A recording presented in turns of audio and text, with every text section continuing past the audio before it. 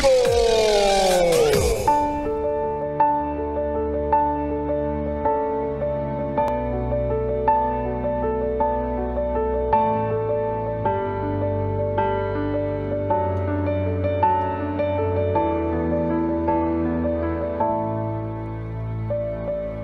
Gandang gabi!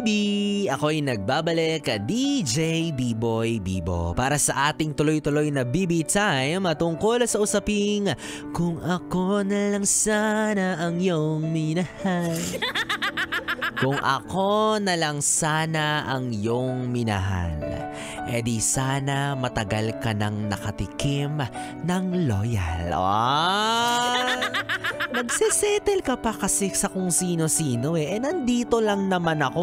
Ako na to, buong pusong nagvo-volunteer. Ayaw mo pa? Di ka nalugi dito kahit buong puso mo pa ang pusta.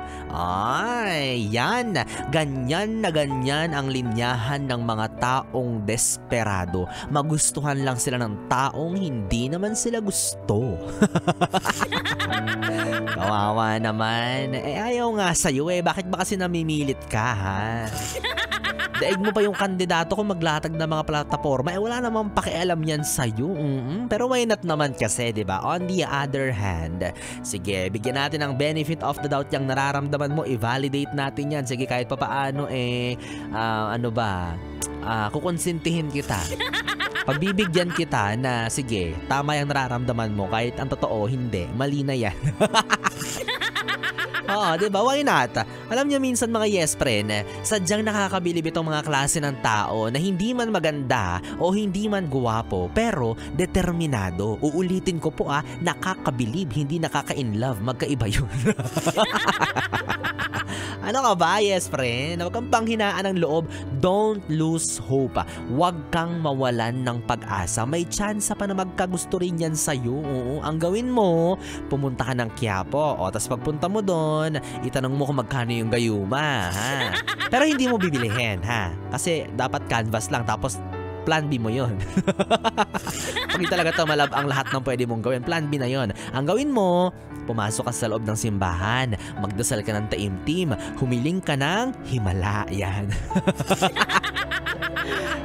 Kidding aside, yes friend, baka sabihin mo dinadog show kita at yung nararamdaman mo. Gusto ko lang naman sabihin sa'yo na ina-acknowledge ko at na-appreciate ko yung determinasyon mo na magustuhan ka lang taong mukhang imposibleng magkagusto sa'yo. Diba? Tiyaga lang ng tiyaga and hope for the best. Kasi malay mo naman, diba, meron nga dyan, hindi mo akalain pag nakita mo sa mall, ay magjowa to? Kala ko magnanay. Diba? Yung mga ganong mga eksena na akala mo hindi sila bagay, akala mo hindi sila pwede, pero since may determination itong isa, naisa katuparan, di ba? Naging sila. Pero paalala lang din, no? Yes, friend, na hinay-hinay lang. Kasi baka makakalimutan mo rin na magtira para dyan sa sarili mo. Tandaan mo, hindi pa niya sinasabi sa yung gusto ka rin niya or may tsansa ka. Sadyang binibigyan ka lang ng konting hint, konting sundot, konting katiting ng pag-asa, pero hindi niya sinabing pwede na. Kaya wag mo munang ipusta ang lahat. Wag mo muna itaya lahat para hindi olats. Tsaka para pagdating sa dulo, hindi ka uuwing luhaan pag olats na talaga, di ba? Especially kapag alam mong yung tao may jowa. Nako, itigil mo na yan. Kapag alam mo may jowa na, wag mo nang kirengkingin, ha? Dumistansya ka na, wala ka ng pag-asa dyan. Wag ka nang makipagkompetensya doon sa jowa niya kasi wala kang mapapala. Hello, anong gusto mo, maging kabit ka? Maging third party ka? Wala ka nang magagawa, sila na eh. Alam nga namang umeksena ka pa, di ba? Di mas lalo kang nagmukhang tanga. Gusto mo ba yun? Ay, gusto niya daw. Manrinig ko sumagot, oo, gusto ko yun. Balak sa buhay mo.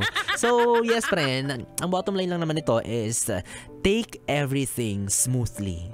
Diba? Hayaan mo lang, just go with the flow. Kapag alam mong yung tao available pa, single pa siya at may mukhang natatanaw ka naman nakatiting na pag-asa, go with the flow. Hayaan mong dumaloy ang tubig sa ilog at hayaan mong kusang dumaloy ang bangka mo sa karagat-dagatan niya. Ganon.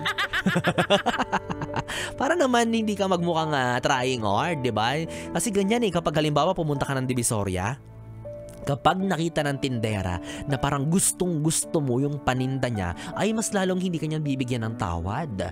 Oo, kapag nakita mong, ate, sige na, ibigay mo na sa akin to. Mas lalo niyang hindi ibibigay yan sa'yo. Mas lalo niyang hindi bababaan yung presyo.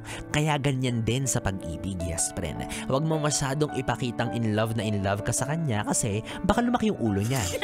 Ipagkalat niya sa mga tropa niya na baliw ka sa kanya, di ba? At mas lalo kanyang i-take for granted.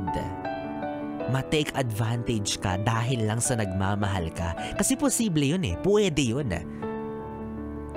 Alam nilang may nakukuha silang something from you. Kaya may tendency na maabuso ka kahit na yung intensyon naman nila sa'yo ay hindi mahalin ka pabalik. Kahit na ang intensyon mo ay seryoso at pulido. Kung ang gusto lang nila sa'yo ay maabuso, wala kang magagawa. Uuwi kang talo.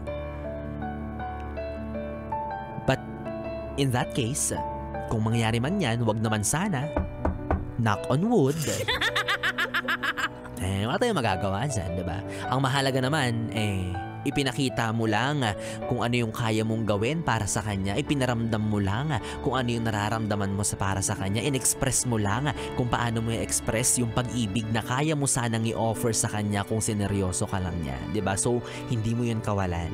I mean, sige, sabihin na nating nawalan ka, pero at the end of the day, alam mong nagmahal ka lang ng totoo.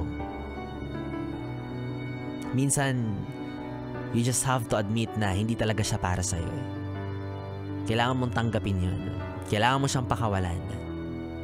Kaya reserve that genuine love to someone better and more deserving. Huwag kang ma-stuck sa isang tao.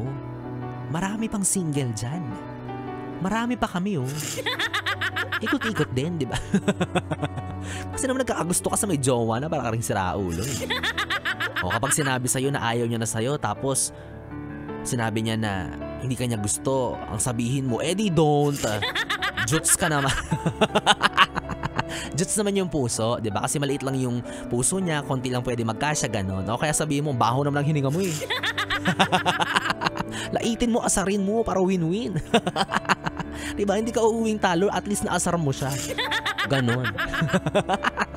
Isip bata. Wala na ba si yes, friend? 3 oras na baby time na naman ang ating pinagsamahan. Nakapiling mo ang bibi mo sa radyo. DJ B-Boy Bibo, ang DJ na single, ready to mingle, basta walang label. Magkasama at magkarinigan tayong muli bukas sa parehong oras, dito pa rin sa 101.1 Yes FM. Solid. Good night, baby. Mwah, mwah.